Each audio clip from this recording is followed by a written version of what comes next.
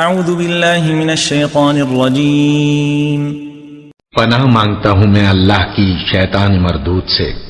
یا ایہا الناس قد جاءکم برہان من ربکم وانزلنا الیکم نورا مبینا۔ لوگو، تمہارے پروردگار کی طرف سے تمہارے پاس ایک بڑی دلیل آ چکی ہے، اور ہم نے کفر اور ضلالت کا اندھیرا دور کرنے کو تمہاری طرف راہ روشن کرنے والا نور بھیج دیا ہے۔ فَأَمَّا الَّذِينَ آمَنُوا بِاللَّهِ وَاعْتَصَمُوا بِهِ فَسَيُدْخِلُهُمْ فِي رَحْمَةٍ مِّنْهُ وَفَضْلٍ وَيَهْدِيهِمْ إِلَيْهِ صِرَاطًا مُسْتَقِيمًا۔